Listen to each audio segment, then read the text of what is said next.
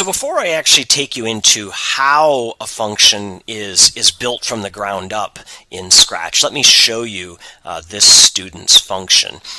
So again, you'll see that there's this block called half circle here, and you may have noticed this earlier when I was just scanning by. I went a little low. I mean, here's his function for a half circle. This kid simply said, you know, a half circle is 36 sides of 5 degrees. 36 times 5 is 180, and so he kind of fiddled around with it for a little bit and figured out that that was a meaningful, reasonable approximation of a circle. 36 turns of 5 degrees, or 36 different 5-degree turns, yes, with 5 steps each, and that gives it the thing. And so he created that and defined a block called half circle, and that is what he's using here in his program. And so from that, you'll notice the color of this. It's kind of this bright pinkish purple, and again, I've already told you that I was going to come back and talk about this idea of my blocks and how you yourself can create blocks if you want to add in a function to your code. Here's how this all works. Let's actually go to a new clean canvas so we can see this working.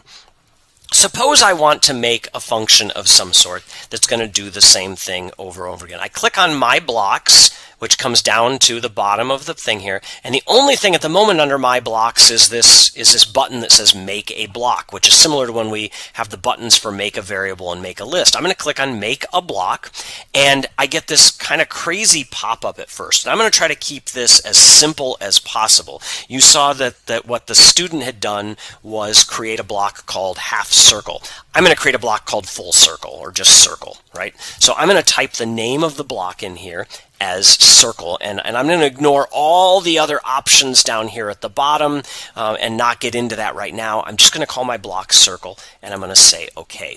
And you'll notice two things happen. First of all, I get this special kind of definition block out in my code area. It's got a very different shape to it. It doesn't have the hat block. It's not an event. It is a function.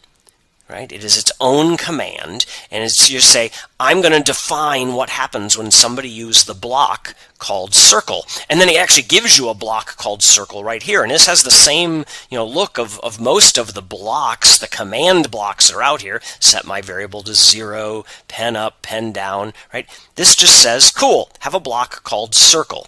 Right? And I can then use this block anywhere I want in here. If I wanted to say, when the green flag is pressed, go to the middle of the screen, point in direction 90, right? Erase the pen, and then put the pen down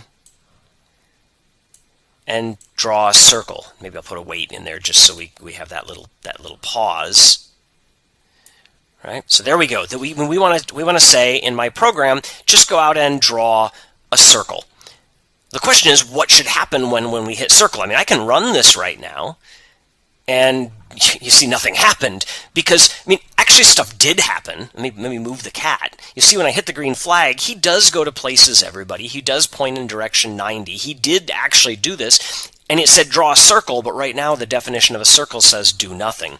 And so what did the definition of a circle say? Well, I'm going to go back to one of my definitions earlier. I said that 24 times of moving 10 steps and turning 15 degrees, 24 times 15 is 36. Sorry, it's 360. 24 times 15 is 360. So there's my circle. And so now I can say, go to the middle of the screen and draw a circle. And then if I want to, I could do something like this. I could say Control 10 times. What I want you to do is draw a circle, but then after you draw the circle, I want you to pick the pen up. Oops. Pick the pen up. Change the Y coordinate, change the direction by 10, and then put the pen back down again. And you might be saying, what the heck is Dr. Schaefer doing right now? Well, I mean, if you think about what I'm doing, what this says is, go to my places, everybody, and then 10 times draw a circle, and then move just a little bit to the side, and do it again. And so I can get this places everybody, and I can say circle, circle. And so this made this much easier to work with, right? I didn't have to put this code in here. So I got to pull it out. This is actually not a great example of how to use a function because it's not that big a deal. I could have put this in there. The student code I showed you was a much better example because he had used half circle multiple times in his code. But I do still like this as an example because the other advantage of this is this gets very readable now.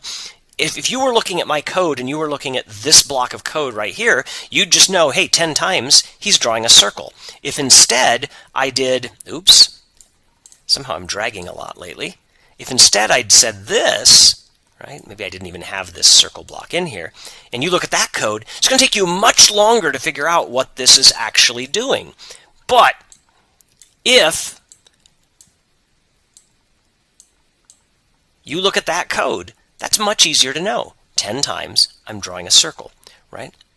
And so that's how we create a function. We use the My Blocks. We click on Make a Block. We give a name to the block. So let me do another one. Square. That now gives us a place to define what a square would look like here, and then a block that we can use in our code to say, instead of drawing a circle 10 times, I want you to draw a square 10 times.